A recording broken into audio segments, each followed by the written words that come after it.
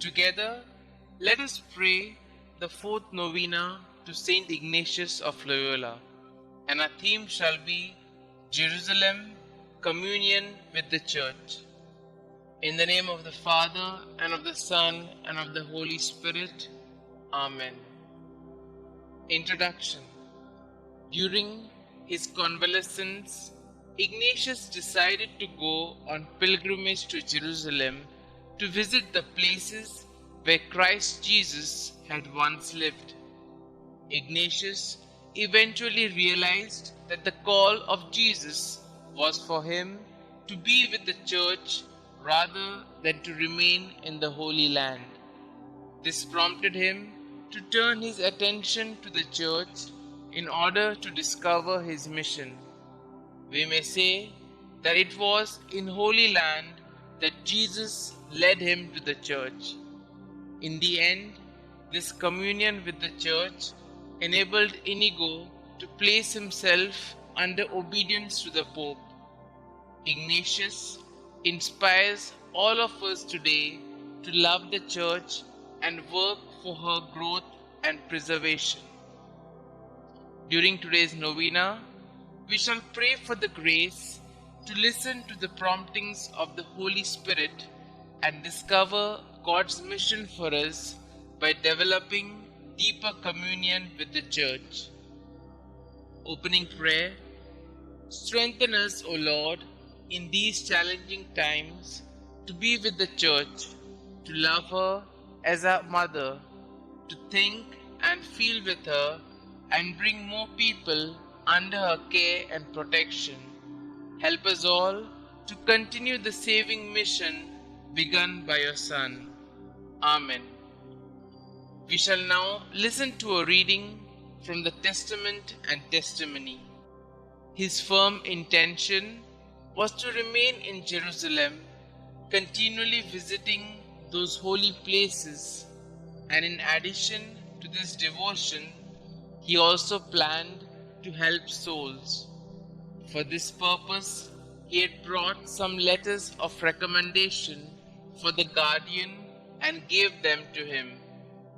He told him of his intention to remain there because of his devotion, but not the second part about wanting to help souls, because he had not told this to anyone, whilst he had frequently made public the first.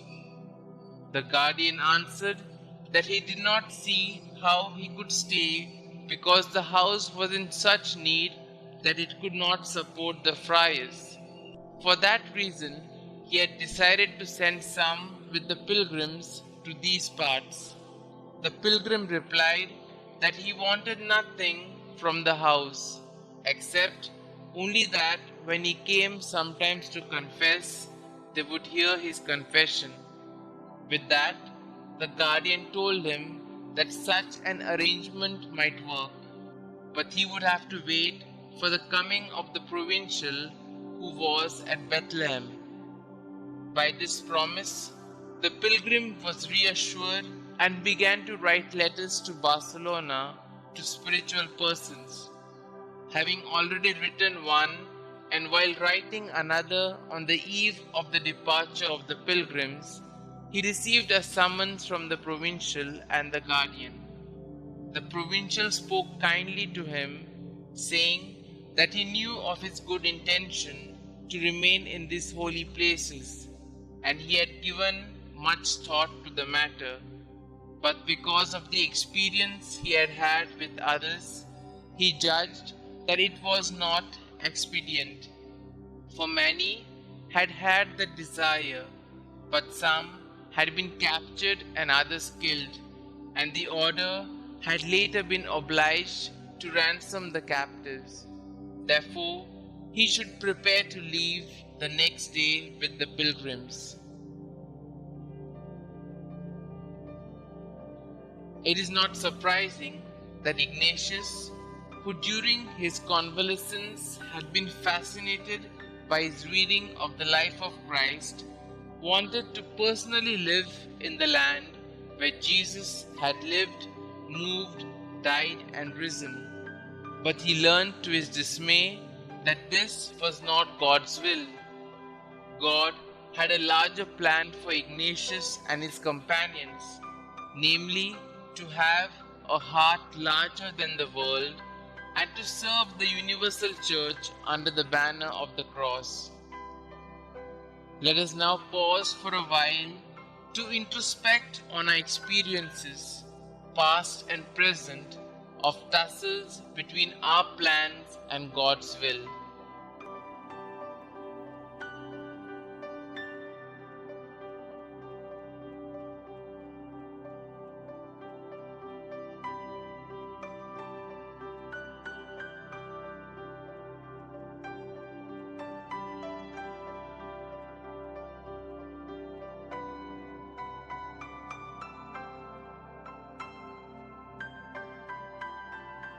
We shall now also put forth our petitions to the Lord, asking to do with us as He wills.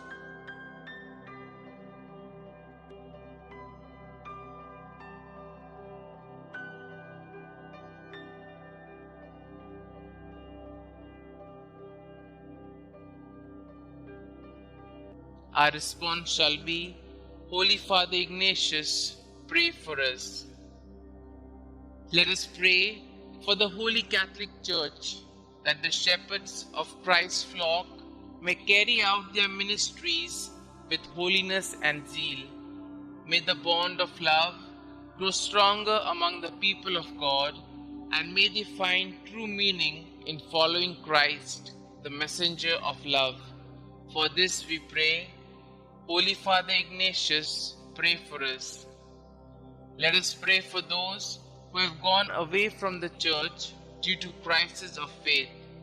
We pray that they turn away from their painful past, be reconciled with the church, and return to the Lord. For this we pray. Holy Father Ignatius, pray for us. Let us pray for the members of the Society of Jesus and the Ignatian family.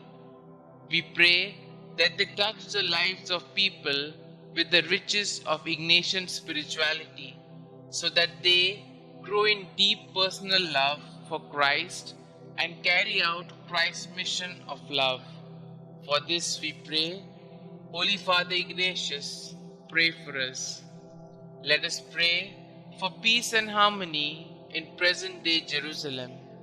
We pray that a sense of humanity, sensitivity, and care for each other may grow in the people living there, that this holy place be a center of unity for all religions and cultures.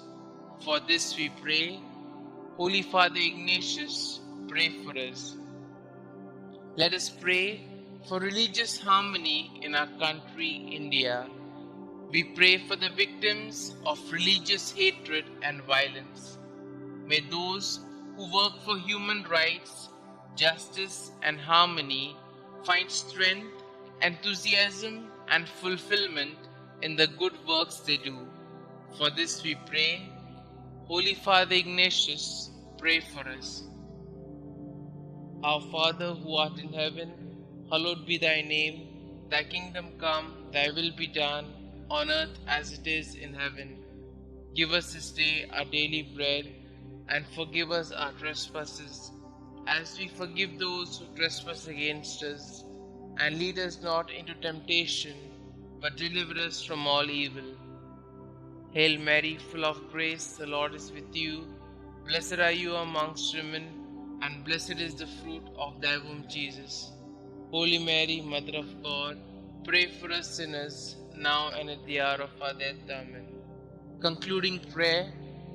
Gracious Lord, we thank you for the gift of Saint Ignatius to the Church and to the world. Help us, dear Lord, to be like Saint Ignatius, ever to be at service of the Church and carry out the works of mercy. We make this prayer in your holy name. Amen. Glory be to the Father, and to the Son, and to the Holy Spirit, as it was in the beginning, is now, and ever shall be, world without end. Amen.